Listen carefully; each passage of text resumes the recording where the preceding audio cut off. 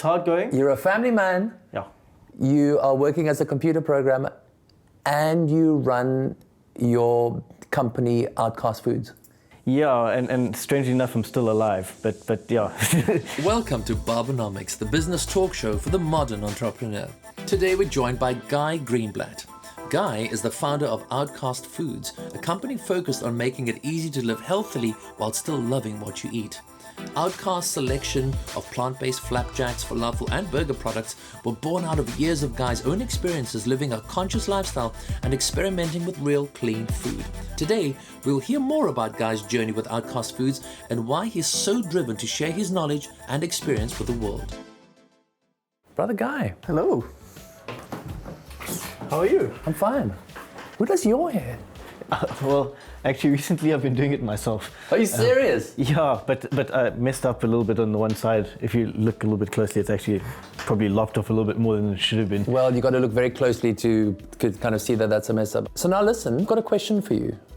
I mean, not only are you cutting your own hair, but you're also the creator and owner of this fantastic food brand, Outcast. Yep. Now, I want to know, I mean, like how did all of this start? There's two starting points. There's the kind of ground up sort of roots of it, which stem from a childhood of being raised by a mom who was a nutritionist and a raw food advocate, and quite courageous to do it because at the time everyone was like, "Are you crazy? How can you feed your kids like less of this like animal protein? You need that to grow." Over the years, I found that as much as I liked and I appreciated the idea of healthy eating, I was obviously young. I used to go out with my friends to restaurants, and you get exposed to all these like amazing foods out there, and you go, well, how can I make something that tastes amazing but is still healthy at the same time and plant-based? And I started evolving my own style of cooking, and it became a passion. And fast forward,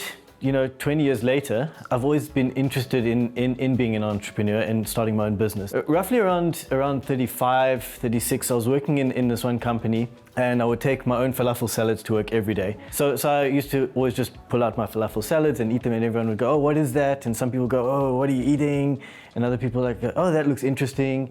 And then some people started tasting it, and they went, "Oh, this is really nice." One of my colleagues said, "Can't you just make them for us?" And I thought to myself, no, I can't. Like, I don't have time to even make it for myself. I mean, I do, but it's something that I do out of necessity in terms of, I do my meal prep once a week. I prepare like a whole batch of them, and then I don't need to think about it. I just kind of assemble my lunch in the morning and go to work. So I said, no ways. And then over December holidays, I was helping my wife, Hannah, who was doing art classes for babies, and she was making edible paint.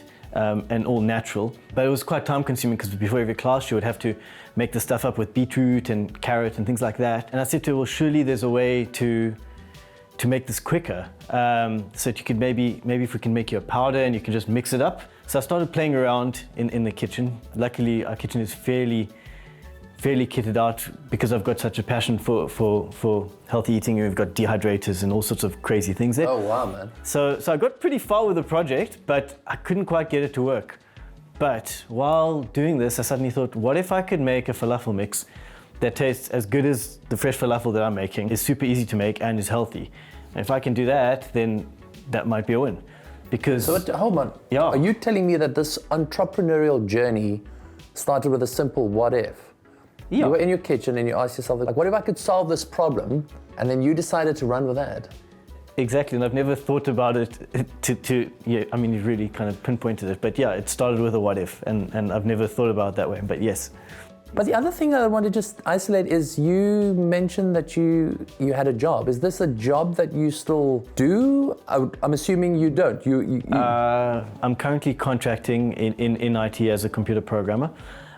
So sorry, are you saying that you're running a business and you contracting as a computer programmer? Yeah, and I have a family, and I'm pretty heavily involved in family life too. So it's hard going. You're a family man. Yeah.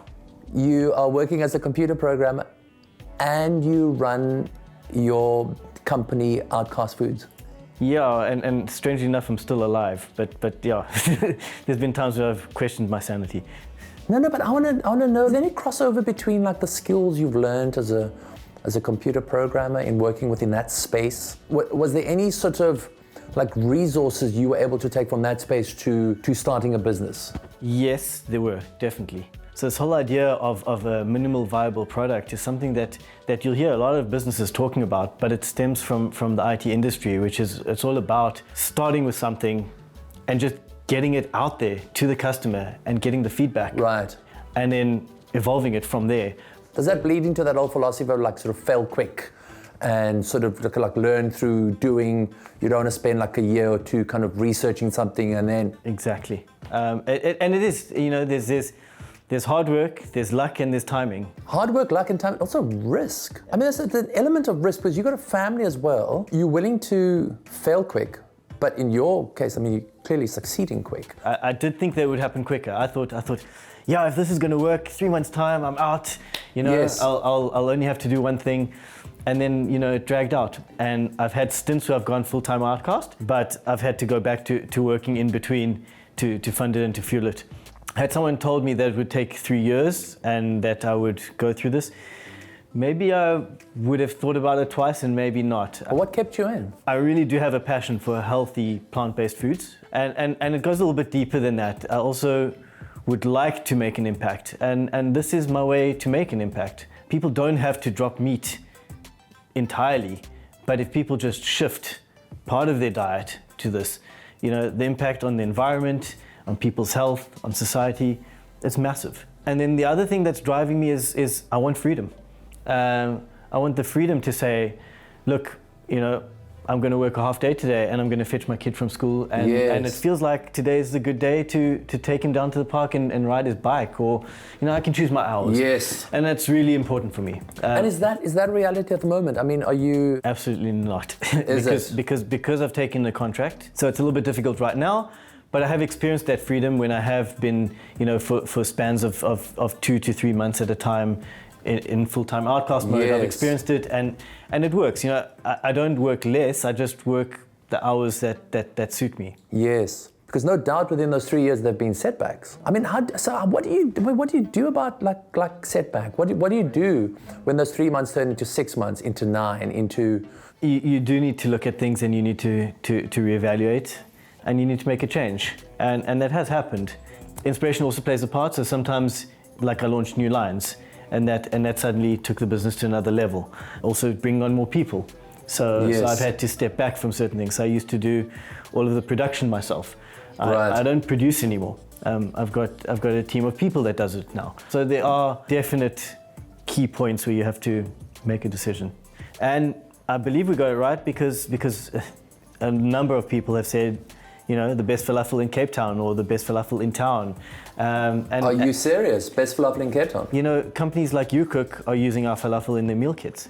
And they're all about restaurant experience at home. So you know, like that's a real vouch for the quality of what we do. And that, yeah, it's a real honor to have companies like that who want to work with us. So I'm really thankful for those opportunities. Sure.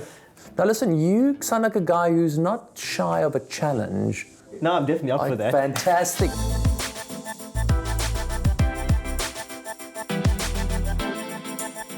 Okay, Guy. So now what's going to happen is Sam's going to come in here and she's going to give us a challenge, and we're going to have to do it to this mannequin over here with these 90-degree shoulders, who has the weight of the world squarely on her shoulders. Are you ready? Yeah. Sam, what do you have for us? Can I look at it already? Today's challenge, go for it. Oh, wow. Look at that. Mullet. It's a mullet. Business in the front, party at the back. Okay, so very authentic, and then there's a jaw happening at the... Okay, Definitely. Cool. Good luck. Thank you very much. Okay, guys, so I'm grabbing my blades and my comb. Out of my way. When I'm making a total disaster of this, I wanna know a few things from you. When you started Outcast Foods, how did you fund it? Like, where did that initial capital come from? One, I was retrenched, and that gave me like a little bit of a salary package that kind of helped boost the business, and I sunk most of that into the business. Oh, is it? Yeah, And it was just in time. So I bought a bunch of equipment, and our house ended up looking like a factory. And my wife was not so happy. And hold on, so when some people are retrenched, like this is bad news, right? But you're retrenched and you go, oh no, hold on. This is an opportunity. Yes, at that point I thought, yeah, all right, cool, I'll buy this equipment, I'll take like a month, I'll really boost it, I'll go like full time, and then I won't have to, work in tech anymore. Yes. And it didn't work out that way. So I ended up having to go back to work 2 months later, after having blown all of the money on not working and some equipment. I want to know, was there any other kind of funding? Was there any funding opportunities out there?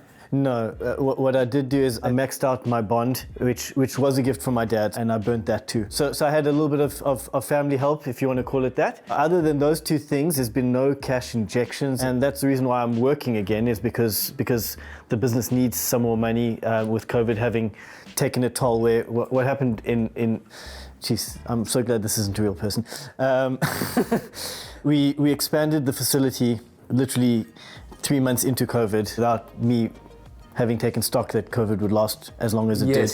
And we just didn't get the growth that was expected. So what I'm trying to say is the reason why I'm working again is because there is no external cash, and basically, it's self-funded at this point. What was your dad's? I mean, apart from the fact that he provided support, did he ever talk about like the timeline of the business? When I first came up with the idea and when I first started, I said to him, yeah, give me 3 months, maybe 6 months, and it's gonna fly, I'm gonna do this. And yes. And he just looked at me and he said, minimum 2 years. And I was very annoyed. I was very annoyed because I felt like, he could just be more optimistic and, yes. And he was wise. He knew what it takes. Many young entrepreneurs want to have things happen yesterday. And it negates all of that learning that could potentially take place within the 2 years. You're right, and the real learning happened when I hit those cash walls, and I hit the wall. So it's like, okay, well, I've burnt whatever disposable personal money I had to burn, and it's gone, and there's nothing left. And that's when the business has become more efficient. That's when I found efficiencies in terms of, okay, well, I can't buy more machines, I can't hire more people. Okay, how do we produce more? What can we do? And all of a sudden it's like, oh wow, the business has actually gotten more efficient. The slow growth is actually a blessing, and when I look at it now, I'm like really thankful that there weren't big cash injections. You were forced to be innovative and inventive given what you had. Absolutely. Like, what would one piece of advice that you would give to a young person starting a business now? Just start doing it. Don't wait. Don't wait for the perfect time. Don't wait for the perfect opportunity. You have to just start. Even when you are feeling fear and you kind of like, and there's this money that I've saved up. Well, I would say don't take money that you don't have and you don't have security. Look, I had a job. For the first 6 months until I got retrenched, I was just doing it, I was selling very, very little, and I was saying to people at work, I didn't just drop my job. Yes. So I would definitely not recommend that people just drop their jobs and try and go full time into anything. What I would say is that you've got to find a way to start small, but you've also got to find a way to see if people like what you're doing. And the only way to do that is to do it. So, find a way to do it small scale, find a way to do it cheap. If it takes longer to make whatever you're making, let it take longer. Right. But just get the product out there to friends and family. Get the feedback. But people do have to be careful. I mean, I probably wasn't careful enough, and I'm lucky. But I think I probably took a little bit too much risk. If you were to look back on the timeline of this business, could you isolate like major turning points? Yes. The first was getting into our first shop. And originally, I actually just started selling the mix in brown paper bags with a little sticker that I designed myself and printed myself. And I took it over to the Olive Branch Deli, and I said, "This is what I'm doing. Are you interested?" And she looked and she went, "This sounds interesting. I'll give it a go. let me try it." She was helpful enough to kind of give me the lowdown of what I need to do to get it in there. She went, "Okay, well, look, you need to update the labeling, and do you have the health certification?" And suddenly you went like, "Oh, health certification. All right. Ah." Oh, you mean I need one of those? Yes. Okay, well, I'll sort that out, no problem. So I went off and did a little bit of homework and realized that wasn't such a big deal. But anyway, the point is that was a massive thing, and having gone to Olive Branch Deli gave me the confidence to then approach Organic Zone, who then said, also, yes, we'll take on your product. Sure. And at that point, having 2 stores that have a good reputation, have the product, was a turning point, because with that I could go and knock on other doors and go, look, Olive Branch Deli are stocking it, Organic Zone are stocking it, and suddenly people are like, okay, Yes. well, if they're stocking it, then like we're interested to at least try it. The next one was finding the right partners. I think YouCook is a major one for us. It's a major one because it, again, put us on the map and it gave us credibility, and the order sizes matter. Yeah. So it was a number of things, but you know, how I even got to YouCook was just through an ex-colleague of mine where I met up with her for a chat and a coffee. Wow. And she said, hey, what about YouCook? And I went, yeah, that's a great idea. And that's why I contacted YouCook. It wasn't my idea. It was someone else's idea. Yes. And thankfully, through that, you know, we got exposure to a whole bunch of new people. One assumes sometimes that these major turning points come about through business networking meetings or having to present your product or having to do a major pitch. But it often happens through, you know, somebody that worked with you in your previous company, and you have a chat, and there's someone that they're the gatekeeper to something. It's the what's on your doorstep, what's the local sort of ecosystem. Exactly. And I still probably don't fully utilize that, so that's a good thing to remember again. Now, I have good and I have bad news. We are done cutting. Am I fired? The bad news is that Sam is coming in to do an assessment of our cuts. Outstanding jobs. I'm very impressed. I'm gonna be brutally honest though. Okay. You should both stick to your day jobs. 100%. Yes. But well done on accepting the challenge. Guy, I'm gonna go for you for the winner of the challenge. Well done. Good job. Nice I'm work. going to add it to my CV. There we go. There we go. Great stuff. Sam, thank you very much. Thank you guys. Guy, thank you. You're a businessman. You've got a lot of stuff to do. So thank you so much for coming to join us today, man. Thank you very much. It's really been fun. Thank you so much. If you like what you saw, please click the like button and subscribe to the Barbernomics channel so you can be notified of all future videos. Thank you. Ciao.